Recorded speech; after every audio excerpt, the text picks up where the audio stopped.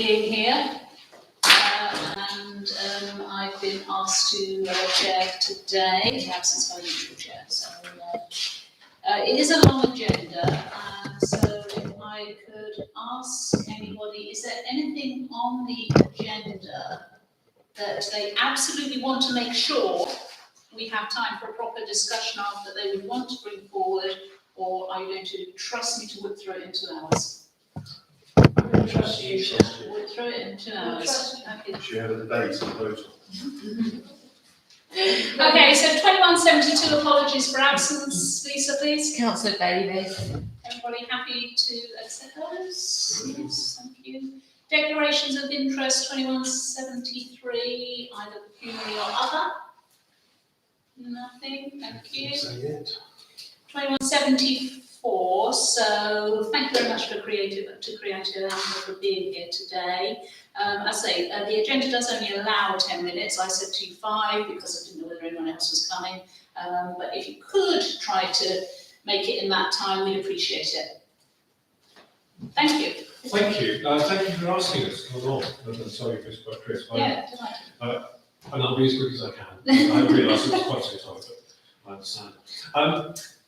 Creative Angle is what we are now. And we are Kenneth Richardson, the Artistic Director, and Rowan Riley, who is the Director of Operations.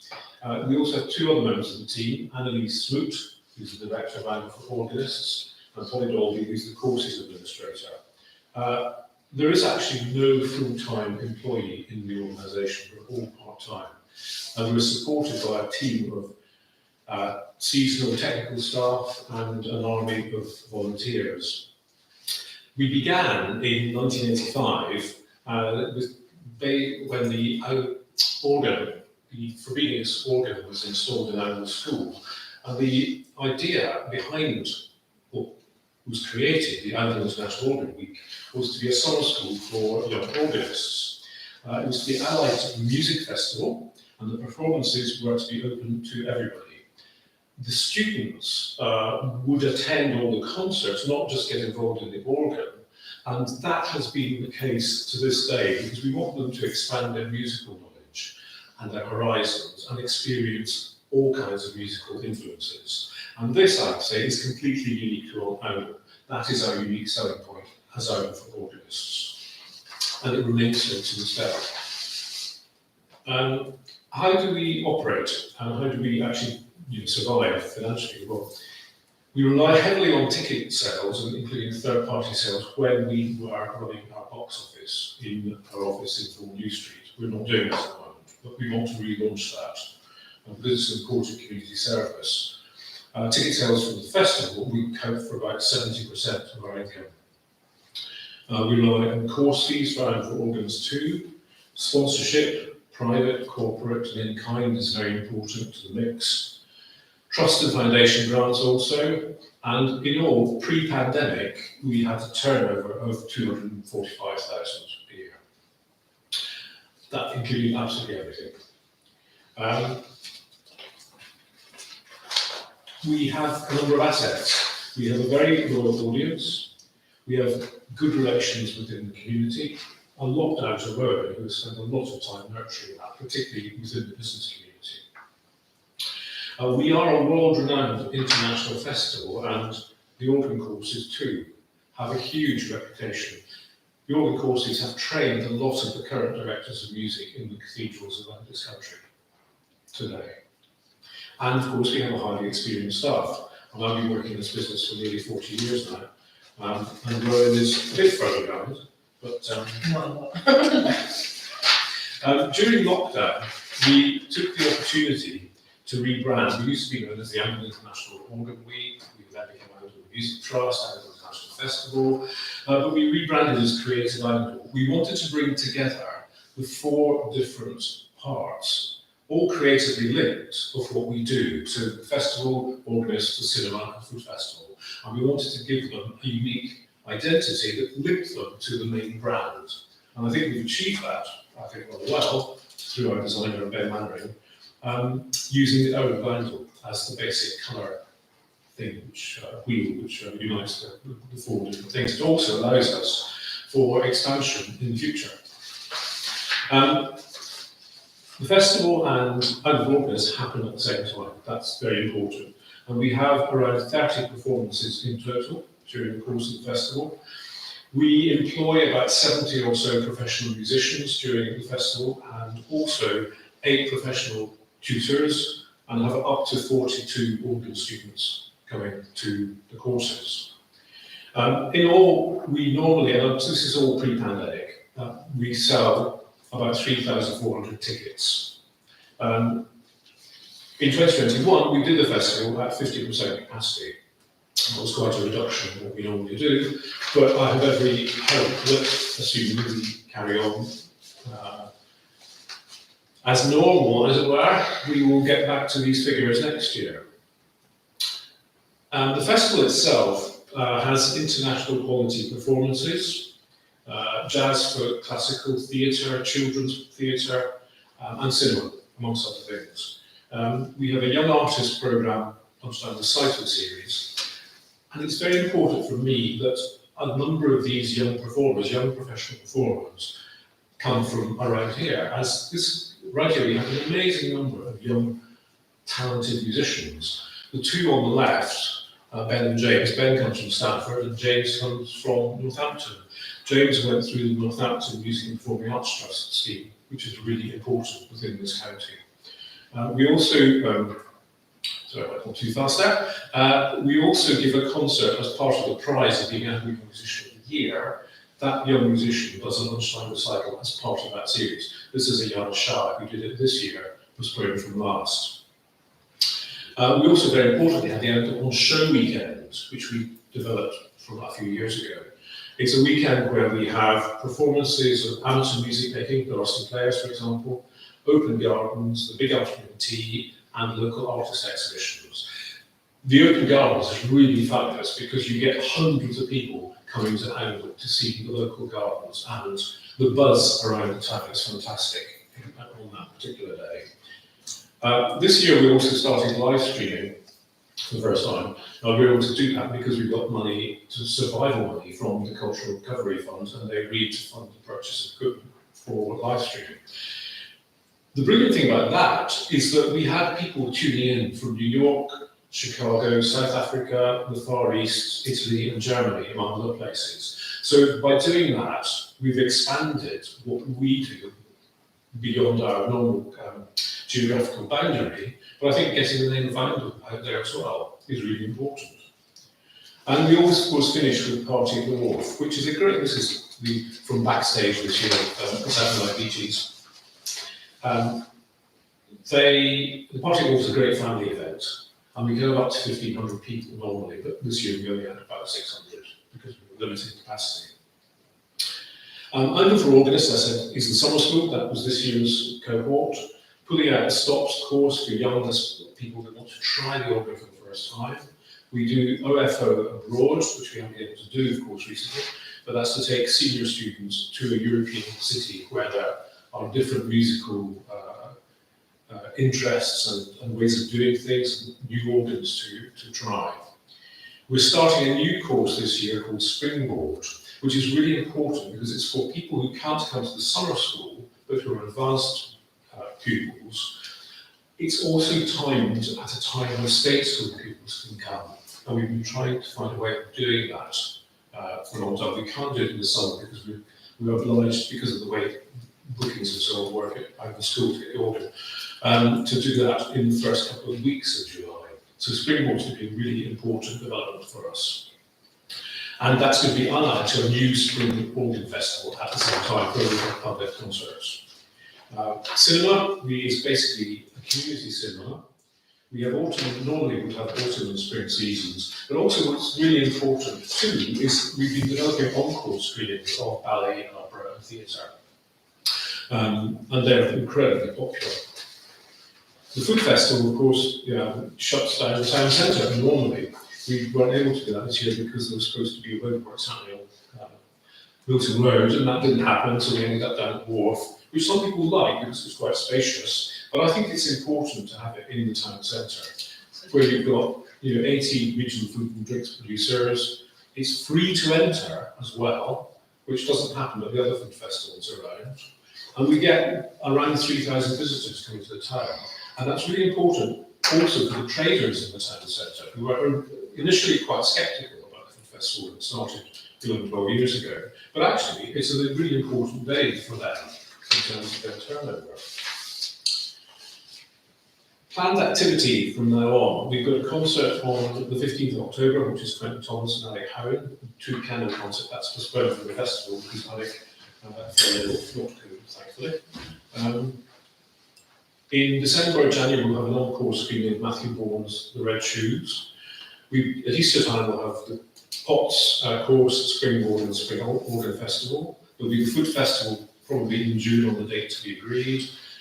The festival itself will be 16 July, and Out of Wilderness will also be at the same time. Nearly finished. So, our vision, where do we go from here? As you know, we've been talking to Jerry originally, to Jerry Hutton, about the possibility of managing the Victoria Hall. And it was great, thanks to the council, to be able to use that as our base this year for the festival. And it showed us how it could operate. And it's a great base. People were coming in and engaging with us again. People who missed us not being in the town. So, what we think this could become is a community arts centre, a community hub. It could be an operational base for Creative Outdoor. We would base Angle Cinema there. We'd look to have a year-round programme of activity in addition to what's already happening there. So it would be aimed at the community and at families too. And we'd also run Angle Box Office from there. Angle Box Office, we do desperately want to restart and sell tickets not just for our events, but for third-party events as well. And that's in hand at the moment. But of course, there are challenges. The facilities at QBH do need to be upgraded. We need blackouts. The stage is not particularly great. It needs a sound system. It needs decent lighting. We need to look at the seating. The backstage areas are pretty nasty. And we need to look at access as well. It's not easy for people with mobility issues. Funding, of course, to do that, and ongoing funding to keep it going, will be an issue that needs to be addressed. I think for upgrading, I think there are possibilities out there for certainly match funding. I think staffing will be an issue because if we're going to run the box office, if we're going to have year-round activity, we're going to need to have a small year-round team to do that. Technical, for example, and the building itself needs to be operated appropriately. So that's a very quick canter through what we are, where we come from, what we'd like to do. And we would very much like to continue the conversation about the Victoria Hall and what we could do to help you and how you can help us in doing that. I'd be very happy, and Gordon would also be very happy, to answer any of your questions. Anyone? No? Paul? So you know the QBH has got a 50-year public loan board. We've got a 50-year public loan board on the QBH for the last refurbishment, which cost £500,000. I knew there was still, Jerry had mentioned there was still a loan on it, yeah. So I think my point is, what's the kind of, I would want to see what else you're going to add to that. Because when we rebuilt the QBH, which was in a pretty solid state at the time, to be fair, no disrespect to any previous, and we thought we ended up with something pretty good. You know, what's the cost of the changes that you're providing in the order? Well, that is to be worked out. We need to go. I think we need to have a discussion with whoever is from you, whoever wants to liaise with us, work out what we can do, what we might be allowed to do, what we might not be allowed to do, and then create a budget. So I think you'd be allowed to do stuff, but I think it's at least 40 years to run on that as a mortgage. Yeah, we would potentially. We think there are funders out there that would support the Queen Victoria Hall Trust and us as a charity to find capital funds.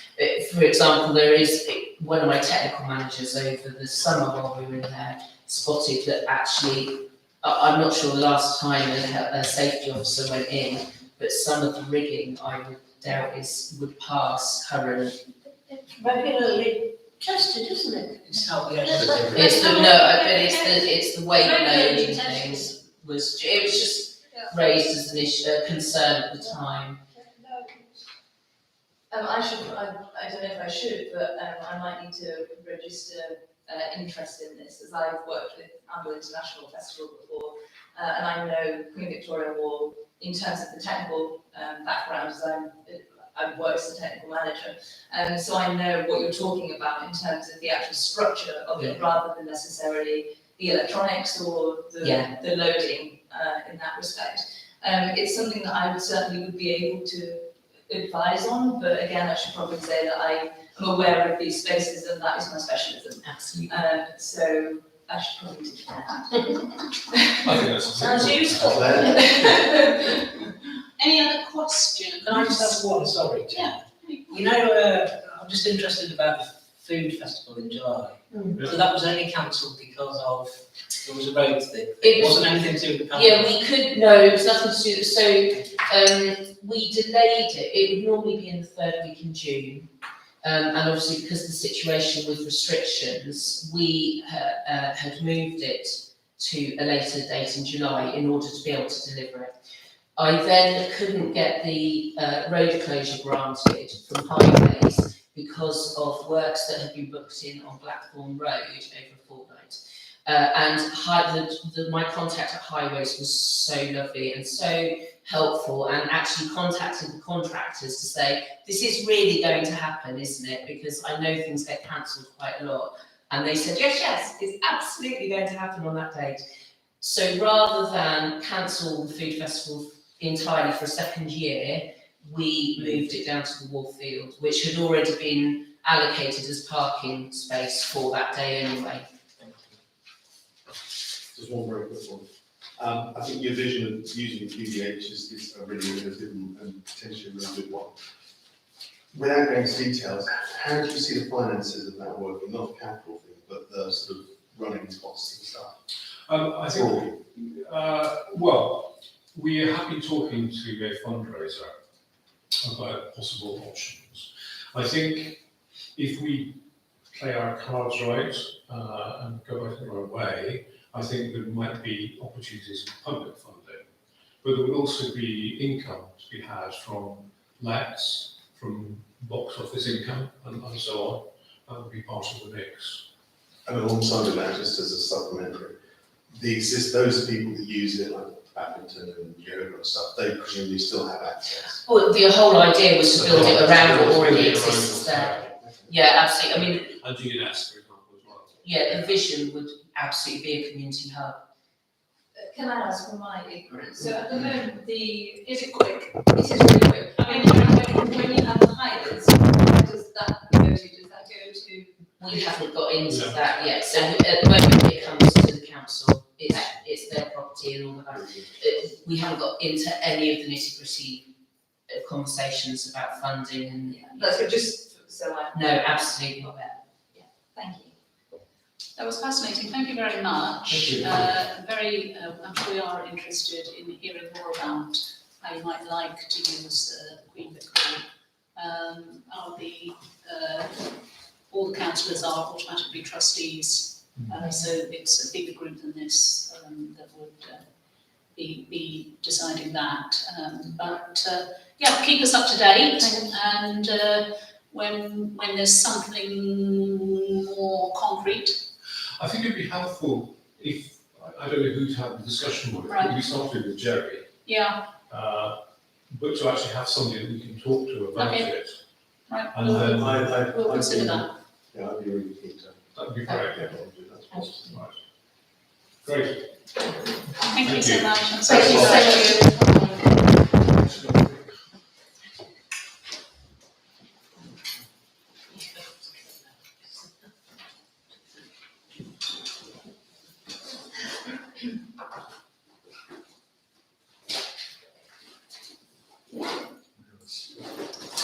Minutes of the previous meeting, anybody got any comments? Or maybe I sign them on your behalf? I would propose that. Thank you so much. Thanks a lot. Good night.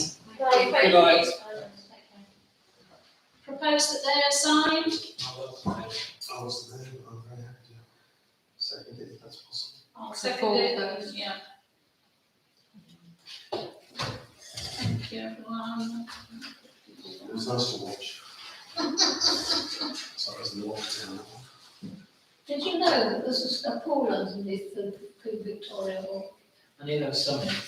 Oh, swimming up. I also know Oh, that yeah. actually, Alex was actually Used to be the staying on public baths.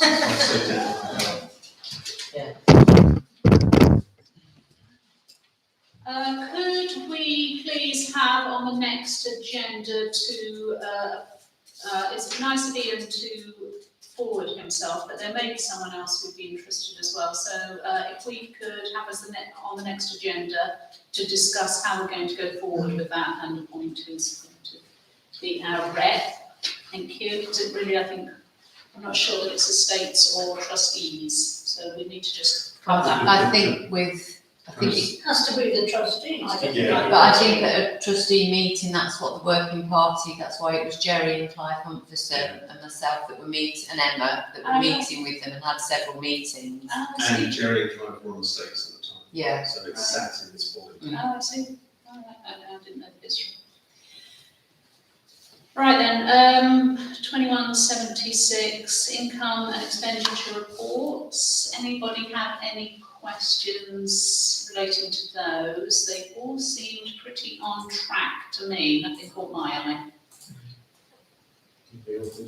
Received then. The update report on Oundle's properties and open spaces, I felt everything is on the agenda.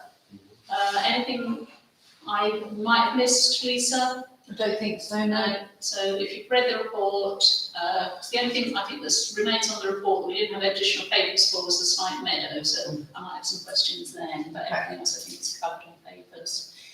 Right, 217603. Put your hand up if you want to spend any money. So I will definitely be asking for a budget for hub proposals. So just to say that will be, but at the moment, I'm not in a position to say what that might be. But we're relatively close to having to set a budget. So please put your thinking hats on for anything else. Other things I thought of was, will there be more money needed on the skateboard?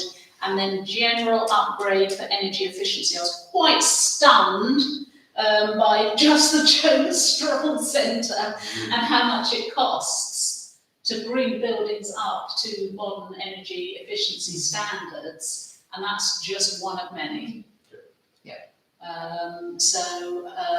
They were the three that immediately came to me. Anything else from you, Ian? Yeah, sorry. I think there's some issues coming out tonight about skate park, you mentioned the cemetery maybe, but again. We'll have its own budget normally anyway. It's if there's something specific. Yeah, but they might need some changes from what they are, because some of the budgets, for outdoor seating, for example, I think were a bit sparse. in some Which one, places. sorry? Outdoor seating. Oh, that was So for example, out front here, it'd be nice to have somewhere to sit, Uh-huh. but I think the budget is £300 for that. Not And bad. that's a list Not of bad. things together. So, yeah, there are some things that we might want to focus on. There's shit out of that, so. There's Tables and chairs, There's one table and 6 chairs.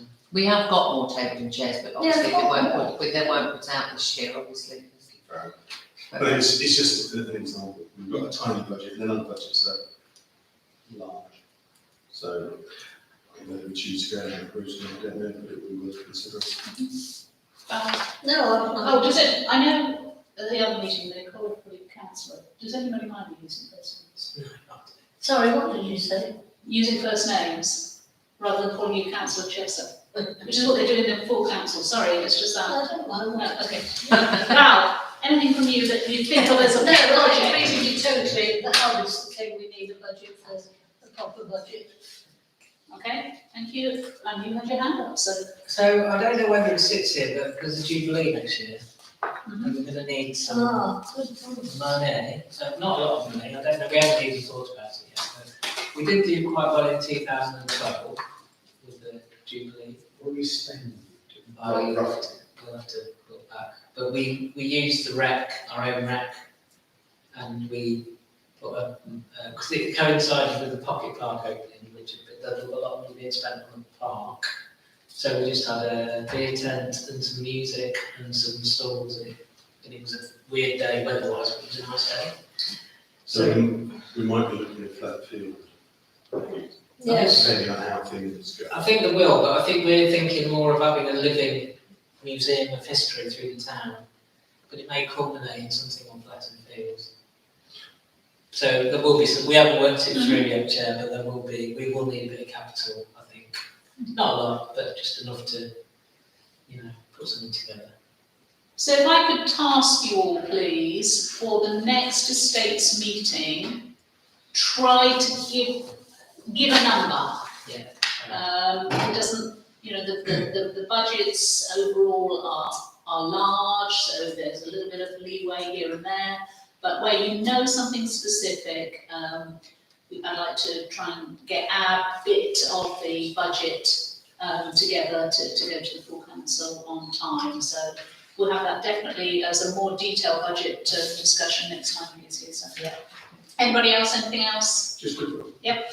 Budget timing, so it's normally around January we start looking at. October. But in terms of making the final decision. Yeah, towards the end of the year, I don't know exactly when, Yeah, but but that's why Emma said about putting it on tonight, just to get it in people's minds, that we've got to start thinking about We it. have a budget meeting in December normally, and then we finalise in January. January, yeah, but I know she's always said to me, it really kicks off in October kind of thing, we really need to start thinking about it. 2177 Rugby Club, request to locate the 3 converted containers that Lisa went down and counted 5. Minor point here. So, has everybody seen the little map they've given us? And Ian and I actually went down to the rugby club on our grand tour, and we'll give them some sort of idea there, as to where they might go. But have we had any explanation, Lisa, as to why there are more than the 3 that they're putting in planning permission for? No, because I was hoping Paul would be here this evening, Ah. but, so I can get in touch. So, when we were there, 4 were being delivered and are up the back of the car park currently. On the plan, where you see the plan at the moment where it says 1, 2, 3, there's already an existing container in spot number 1. So in total there are 5, so are they getting rid of 2 and then citing these remaining 3 there, or? I think Graham said on the day that these were replacing the ones that are there already.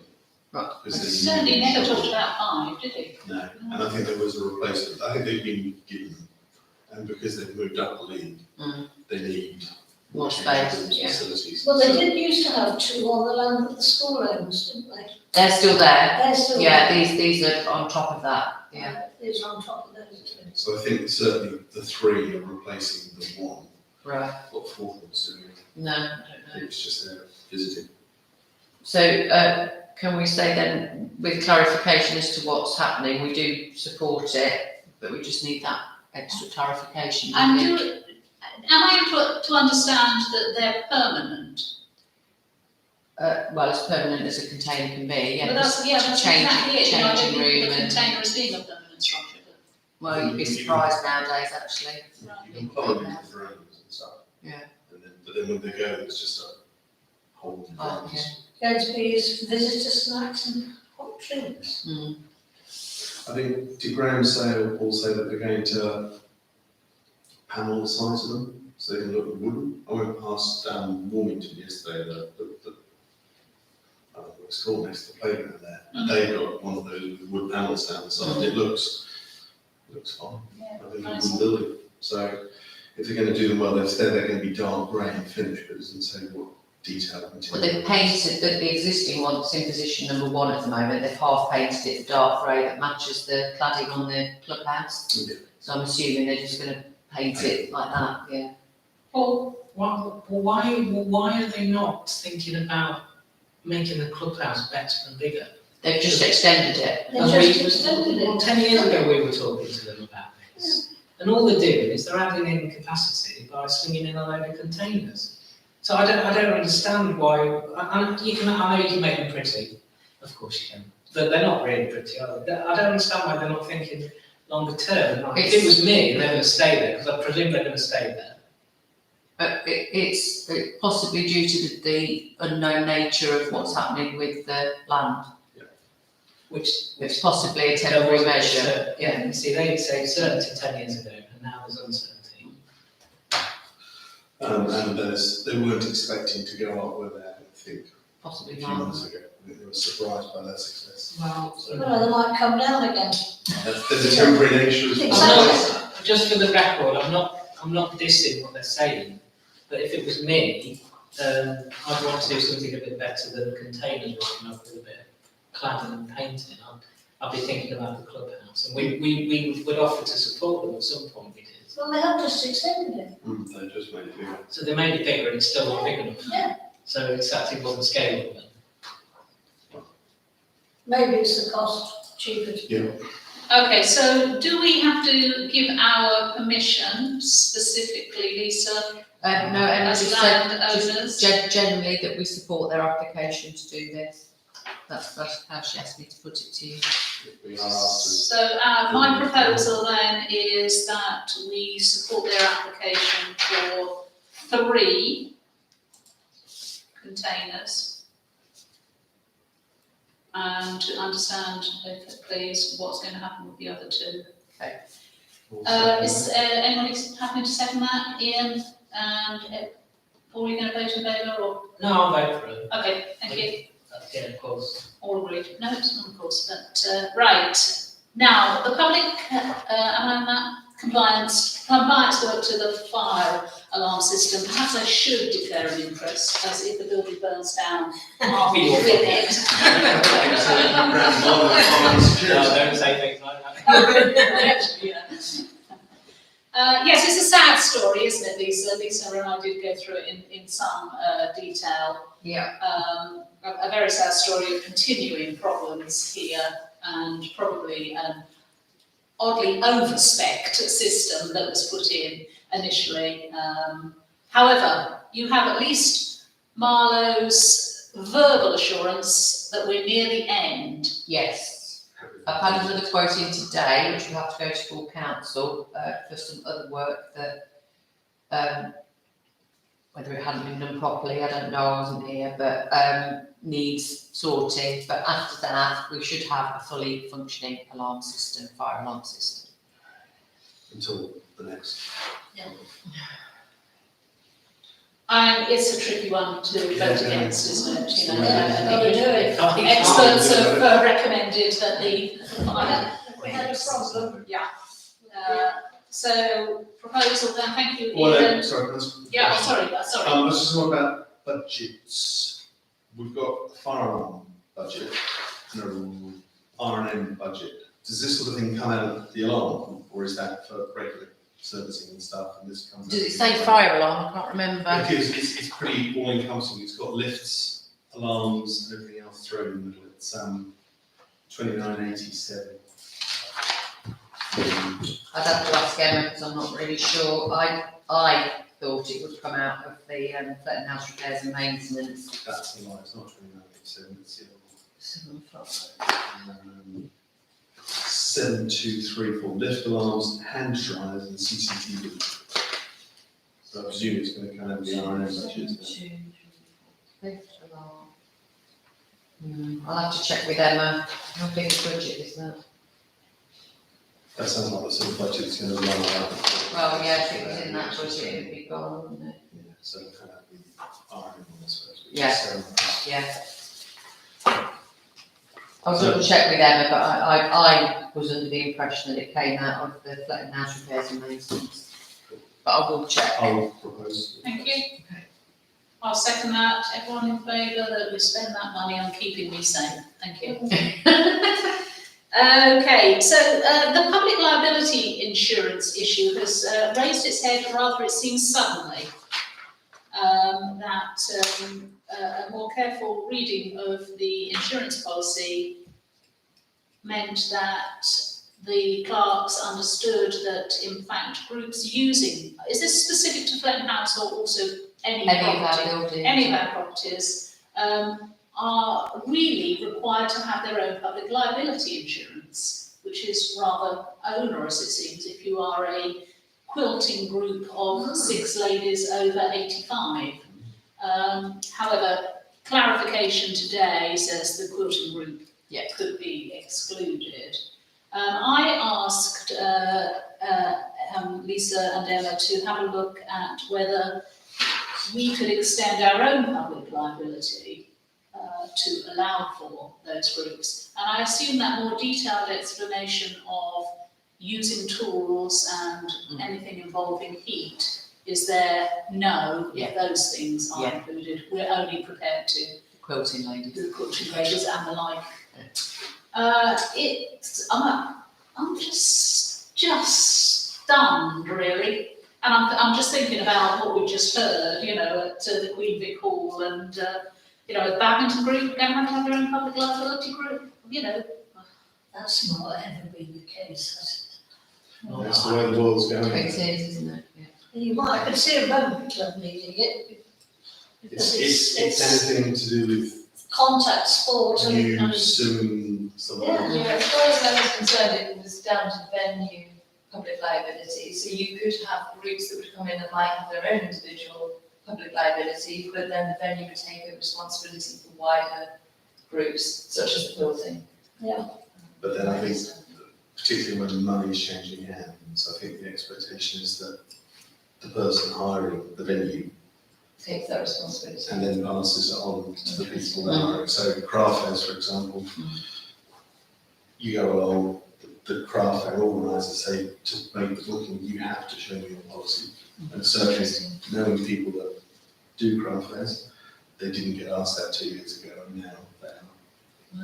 Wow. So people does it, all the big fairs do it, all the outside fairs. do it. Christmas markets always done it. Yeah. Saturday Oh, yes, markets, anything like Saturday that. markets, farmers markets, And they have to rug make- sale, craft fairs in the QVH, they've all got to have their own public So liability. is it Is that this? something that's come out of the pandemic?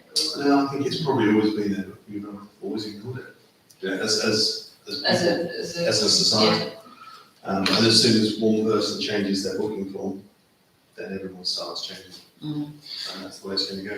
And what But it's about not- nets for weddings, for instance? You I say, presume a lot of weddings have wedding insurance. how is that covered? No, it felt to me that their advice, and we might need to get this even better clarified, was that if there were no tools or no heat, so, and I can't imagine a wedding in by Bobby Most. I don't think it's a wedding reception. And anyway, the weddings are under the auspices of the registrar. Yeah. I believe. They- Oh, so, they oh, are so anyway. they are covered. So That's whether what they're I'm covered, I wondering. don't know, but it's. I'm not sure, but that's the case. So it doesn't look as if my idea that we could extend our own is going to work. Well, I mean, I'm sure we could get a quote on it, but are we going to try to pursue that further, that we'd like to be able to cover some of those liabilities ourselves, or are we going to say it looks as if the way the world is going, according to Ian, is all these groups would expect to have this kind of public liability insurance, and therefore what we need to do is change our hiring rules. Can I don't know where we've gone, how far we've pursued it legally, but what's the de facto legal position for us? Do we know that? But we're not covered. Right, so then we have to pass it on to the hirers. I would say that's Can my that be easy interpretation. as a disclaimer, or is it you have to provide your public liability? Well, I think that the insurers would say if a building burned down because someone came in with a blowtorch and we hadn't insured that they had their own public liability insurance, they will pick up any excess, is my understanding of what they've written. But in the initial claim will be on theirs, and if they haven't got any and we didn't check, then we're not covered. So, Is it as simple as making a change to the sort of booking form and saying, do you have in place a procedure for checking public liability? Yes, no, if no, give us copies, and then, yes, give us copies, that sort of thing. Or do we need Yeah, to well, go you said more? you do it all the time anyway, so from that point of view, it's standard procedure, Yeah. just it hasn't been for certain groups coming into Glen House and Queenvic Hall. Just, I mean, it makes sense really as well, because if you think about the repair cafe that's in the Glaxon Yeah. room, they're repairing Yeah. faulty electrical items they're gonna have to. and testing them while they're here. Mm. So, certainly something like that. I think because there's a lot of promotions going on in terms of QBH over the next 6 months, so you get a lot of people together. And I remember one particular night when I had held the key, and there was something that went on in the QBH. I won't say it was years ago, but there was damage, and it cost the council, and it cost me a lot of time, and it cost the council some money. So, if you have a gathering of people, then there is potential for public liability, of course. Outside of our control, because we're not stewarding it, but they're hiring the hall from us. Just on that basis, the email you sent us through this evening says that RSA are okay with small groups of individuals who just hire the rooms to work on their hobbies. Do we need to define what that means for them? I mean, if my hobby is badminton, and I'm playing badminton, is that covered? That's Or am I no longer an individual? Am I now part of the club? I do think we are going to have to More define clarification. it a little bit better, and but you can only at the moment err on the side of caution, ask as many people as possible, make sure that it becomes part of the general hiring agreement, whatever they sign, and let's ask them to clarify as much as possible what their definition of groups are. I mean, it was handy to have the quilters, but I mean, they're really at one extreme, aren't they? And in fact, the repair cafe is at the other extreme, and we can probably see that they probably would need their own. But there is a big range in between. It's not cheap either, public liability Oh, insurance. sad as well. You get It's not. a standard graph one Yeah. for a year for 2 million, which is the cheapest, Yeah. is 80 quid. Which is, amongst a group for a year isn't too bad. If it's for a single event for 6 people, that's quite pricey. Well, I have to say, when Rebecca said to the quilting lady, she gave her a leaflet, because we've got some leaflets out in the foyer for public liability. She said, I think it's around about £45 for the year. And the quilting lady didn't bat an eyelid. She said, yeah, that's fine, we'll look into it. So perhaps we're making a big fuss about it, and we think everybody's going to object to it, but people are just going to say, okay, if that's what we need to do, that's what we need to do. So, but I'll get some clarification on what constitutes a little club that. Does it apply to markets then, What's that? public liability? Well, all our market traders have got it. Yeah. Yeah. That's what I thought. And it's never been a question, certainly since I've been here, it's always been they have to show their public liability. So it's strange that we've kind of missed this. I suppose we just thought they're in our building, so it's fine. And say, I mean, we could assess, there's no risk, take the risk, but that's not probably, as custodians of public money, not what really the approach we'd want to take. Can I move on then? 03, discuss and agree how, everyone happy with that? We're going to ask Lisa to just do a little bit more work, but also work up a new hiring agreement. Just do we need to agree the level of public liability required? Yeah, I think they 2 give million them, seems they, to be yeah, I think they, bottom one. 2 to 5. Yeah.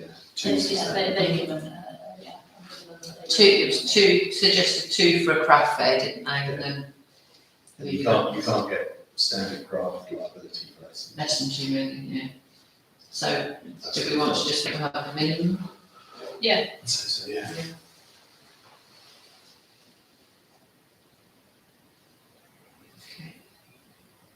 03, discuss and agree how OTC can help start-up groups with room usage in the early days, particularly with costs. Is this from you, Ian? It's just that there's obviously a few groups started up around the town at the moment, and it's ideally the sort of group that you think we want to encourage to use council facilities, lots of people, residents.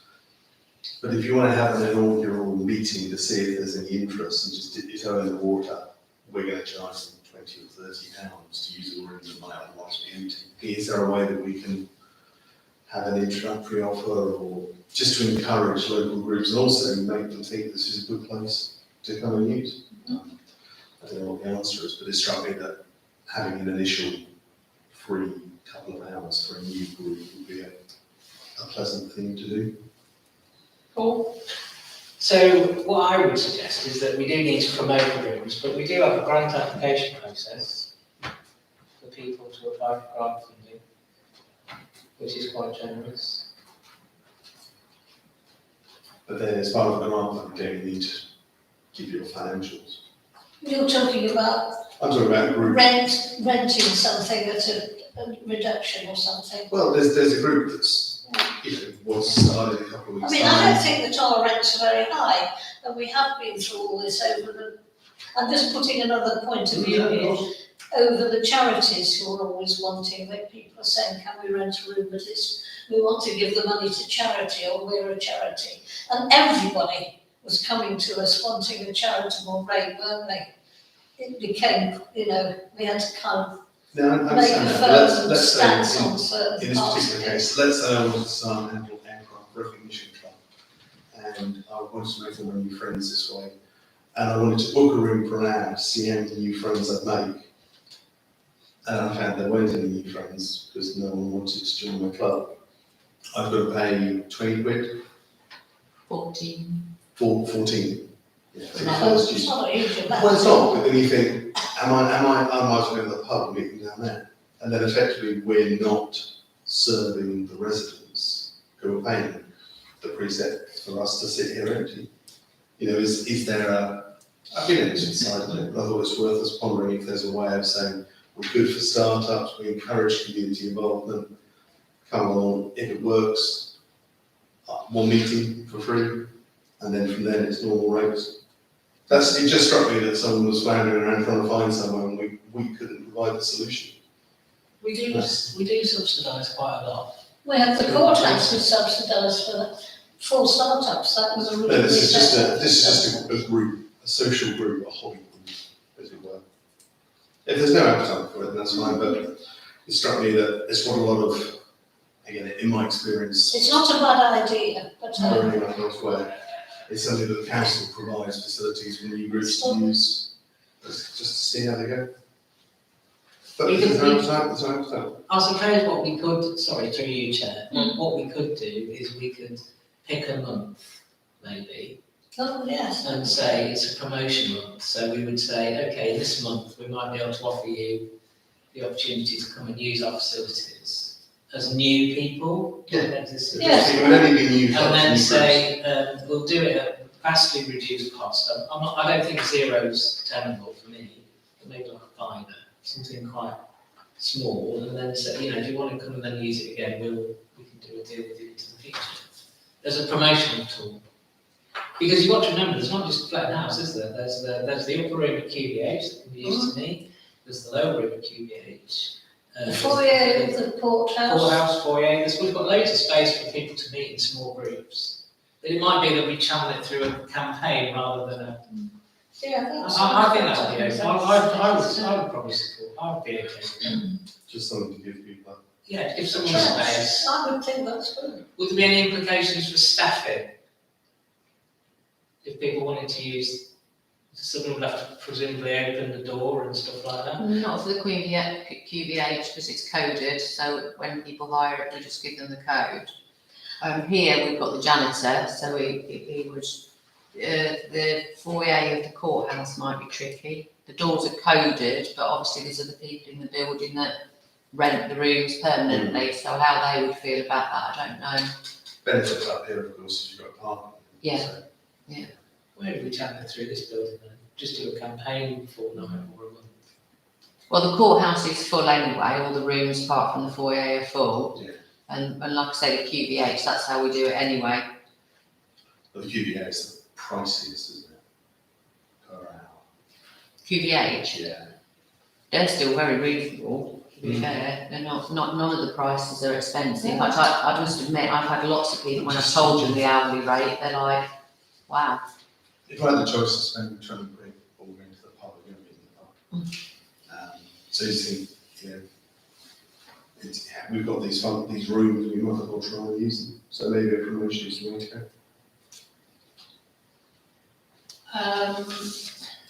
What do we do what does the council do to promote Fletton House? Where's an opportunity to publicise that? Well, we've got all our social media, but I have to say, when I first started here, we spent quite a lot of time, I wasn't particularly involved in it, but quite a lot of money doing some very nice brochures for here and for the QVH, which are sat in a box in the print room. So the idea of getting it going and did, but that's where it kind of ended. But we have our 2 pages or whatever it's going to be in the Advertiser. advertising. Yeah. Yeah, and also the room calendars have gone live today, I think. Okay. I think so. It's found on the town council Twitter page. So. So there's a lot more information, isn't there, online now than there's ever been before, definitely. I just wonder if there's also a possibility to do something maybe on market day or something like that. Just thinking the amount of people that do have a stand, and Crazy Man for one, actually, they did really well off that, and actually get people coming to the table and talking to them and answering questions. I think social media is brilliant, but it's still quite distanced, and having something with a bit more presence and visibility might be a good way to promote. Okay, so do we want to set the month that we're going to do this promotional push, or ask Ian to bring us a proposal? I think what's going to happen now. November. Let's see. Let's do November. November. November. Do you have to grow a moustache to use that? That'd be worth it. Grow a moustache and Well, COVID, we'll know one way or another a bit better. I think COVID is so 2020. so in other words, I'll produce something, be able to present it.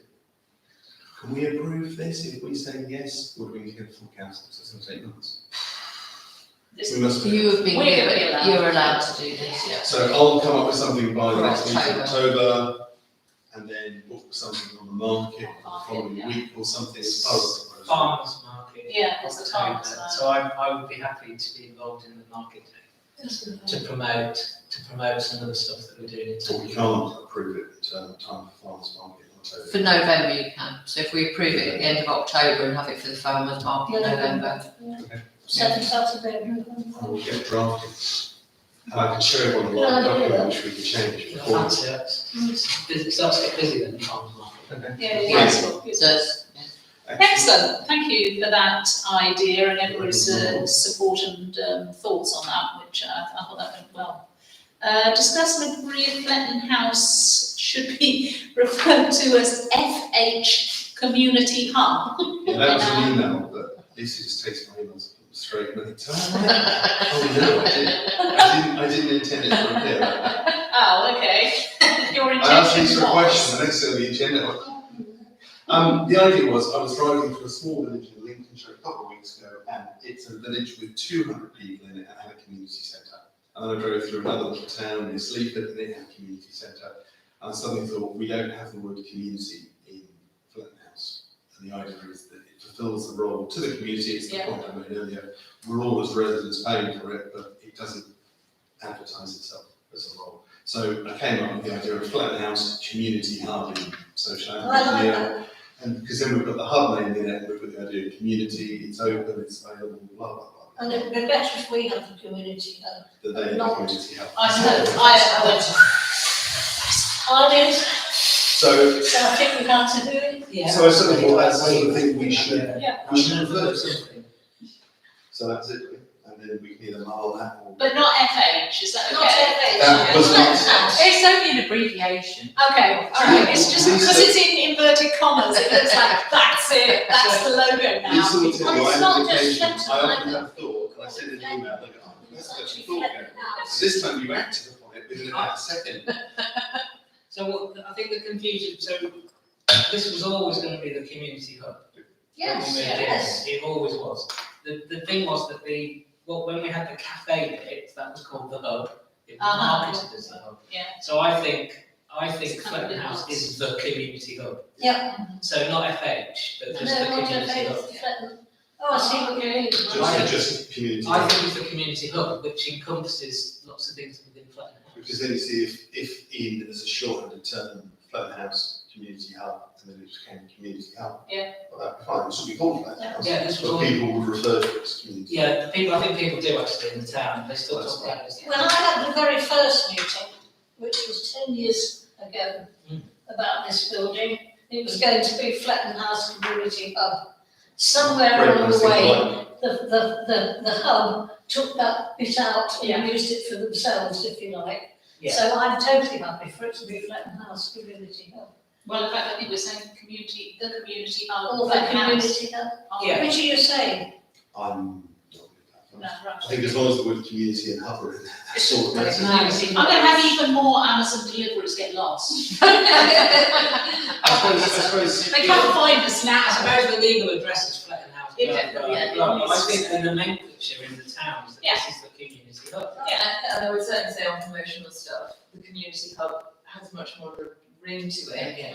And And underneath the it, identity is. Yes, yes, that's the way it's So, What about the community hub At, at yeah. Fletton Yeah. House? oh, that's like, yeah, because that's quite, that's modern.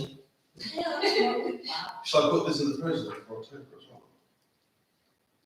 No, we accept it now. Accepting it now. Okay, so We you're accept accepting. it now, let's get on with it. Good, well, that's fine. Nice one. 21's, have you got the wording on that? Have you got the wording on The that? community hub at Fletton House. But it's the axe, the symbol. I not know. everything. Sorry, I know. Send it in. That'll be the hashtag. Yeah. Thank you. We'll take the minutes, yeah. The hub, are we on 2179? So at full council, I have my 2.5 minutes to present my paper. 2.5 minutes to present my paper. Yeah. Where at the end of the day, all I really had time to do was to get the full council's approval that we can spend some money to try to get a catered facility back in this building, let's call it that now that I'm going to have to rethink the name up. Catered facility back in this building. So if anyone's got my report in front of them, and I said, so for full council and then had 5 points there, is there an appetite for one more try? It wasn't unanimous, but tell me if you think you read this differently, that we can have a go at putting forward more detailed proposals. Yes. And understanding this will mean committing preset money, that definitely I think I've got. What might be the limits of that financial support if additional hours would be needed? Is that a step too far? Don't think we got as far as really going through that. So any work through proposal would need to have the detail on that. Are we on the right lines on what the space use might look like? Ian and I have had a little conversation on email, I have to admit, without you, on what that might be, just to see, because he's got his own ideas and I've got my own ideas as to what that might be. I call it mixed commercial and community. So it's to encourage community groups to be able to book it, but at times where you might, if we were to employ someone as a manager, let's call them, that if that meant, let's say, it had been booked for a couple of hours, but the manager was still working, you could have it as a drop-in cafe, that, I don't know, that's my kind of idea, is whether to go all out with some form of simple catering or whether to look at vending machines. So that's what I mean by mixed commercial and community, sometimes as a cafe, sometimes as a community group space. And then number 5, I hope you've read this. Is the current small group sufficient? I know you're dying to join our working party. Are you? Are you? Would you be interested in joining our working party? I would be, yes. What, you work, don't you? I do. I definitely do. Bang. I definitely work. Yeah. So I mean, we tend to base, because I work as well, and so, well, I mean, Lisa works, but she can come to our meetings, you know, as part of working, and Val is a lady of leisure. So we tend to, so far we always do meetings really to suit my working hours, but if you were, then so Val's very flexible, I'm very flexible. What sort of time have you been meeting? So usually early afternoon, because I finish at 2 here and I don't do my other job till later. I see. What sort of time? My hours are from 8 till 5. Oh, right. And then on Thursdays I work a bit later as well. But I do get a good solid hour for my lunch break, but maybe that's not really advisable. Right. So I might struggle with that. I don't want to come out any more nights all the time. Well, at least it does. By the time we've had subcommittee and Exactly. other meetings, it's enough time. Okay. It is tricky though, if you actually. It is. I'm not being flippant. No. No, this I'm going to is- make a point a bit later, but doing something in the day as a de facto standard is not, it's not really appropriate for everyone. No, we've been able to make it work. Yeah, no, for Yeah, work. we genuinely have. It's been no hardship to the three of us to do that. And I'd love to have, I would really love to have someone else on the group. But I am conscious of when's appropriate. How often do you meet? Well, we've only met 2 or 3 times so far, but now that we need to work up a more detailed proposal, we need a chunk of time. Okay, because the only thing is I have 2 weeks off, for example, coming up in October. Oh, I see, yeah. So I do have, there is chance of time. That would, yeah. So from the 20, off the top of my head, from the 23rd to the 30th of October, I'm. Send your availability. Chris, Well, I don't want to press you into it with volunteers. No, and it's something I'd be certainly interested in discussing. I just don't want to commit to something and then not be able to commit fully. Or likewise, if my presence is useful there at times, but maybe not at others, and that's acceptable, then I'm happy with that too. But if I send my availability to you, then. We'll base next meeting on that, Val. I've just had a thought as well, there's no reason why we can't do a Zoom meeting, if we can just grab a half an hour, maybe of a lunchtime, you know, because it's not always, we don't I always think necessarily. the next one needs a chunk of time. Yeah. So maybe in the holidays. Rather than just, sort of, Yeah. spend. But certainly updates, and if you want Yeah, regular updates, absolutely. we could just grab 15, 20 minutes, half an hour. I mean, also, Zoom. I live very locally, I work very locally as well, just to let you know. You're not going, oh no, it's not skiing, is it, in October? Somewhere we could have one in the October. February scheme, everyone knows that now. I don't go skiing anymore. Abstain. Well, thank you very much. Sadly, Andrew we'll come to you. Sadly, Andrew Baptist Church turned us down on the basis that they wanted it to be a Tuesday, and it is downright noisy down there when Zumba's there. There's just no getting away from that, you know. Or was it that yoga was there and they needed to be quiet? Whichever way round it is a potential restriction on who's going to want to use the place. Ballet is not so loud. No. So it's really the Zumba class is the Zumba, one. isn't it? Yeah. And then yoga wanting it to be quiet. Quiet, yeah. So we've got both. These are restrictions that we didn't anticipate. And so they've gone elsewhere, actually to the Jane Strong, but unfortunately we don't, although we own the building, don't get the rent on that. Hey, no. Paul.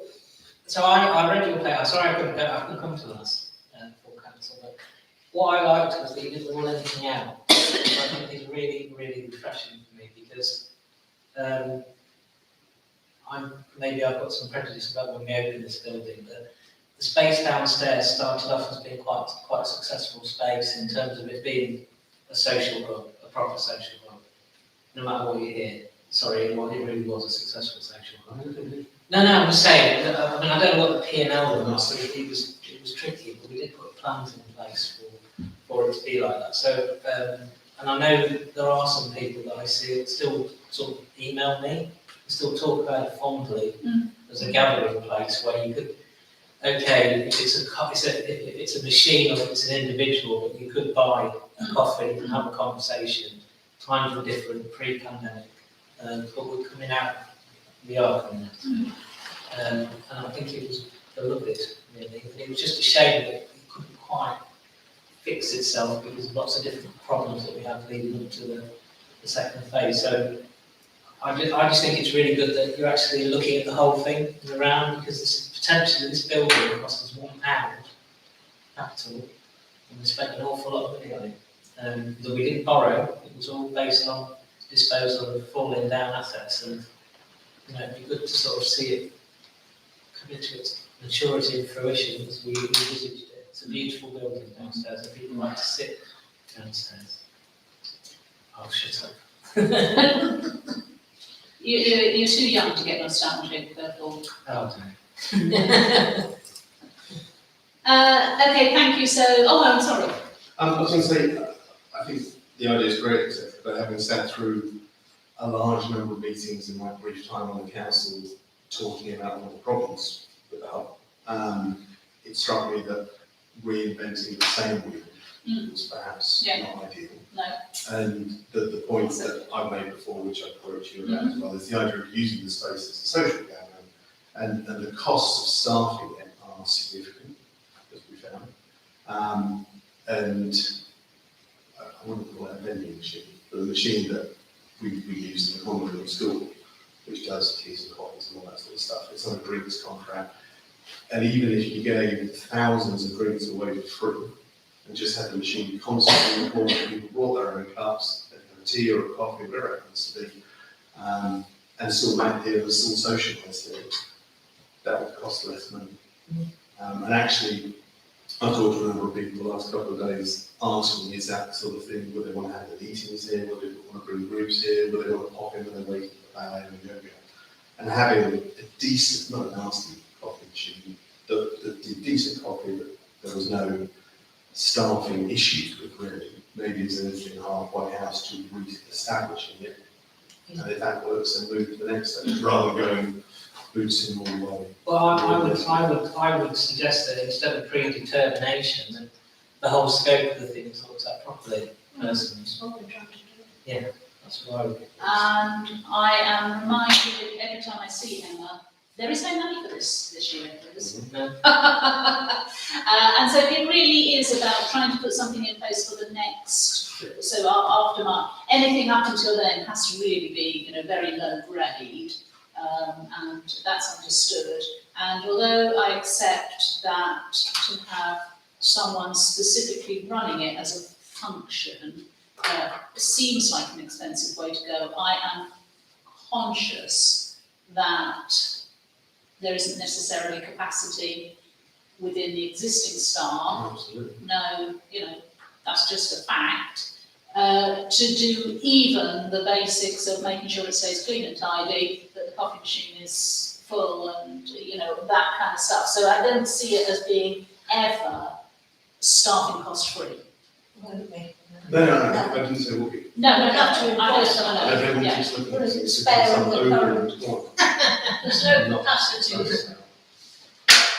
Yes. It might be a really stupid suggestion, but I wonder if maybe using the opportunity of something like meeting at the farmers market or getting out, is it worth actually asking what the public opinion would be? That's an excellent idea. And just saying, is this something that you would want catered face to face, or then either not vending machine, and actually trying to ascertain exactly what the public would want it to be?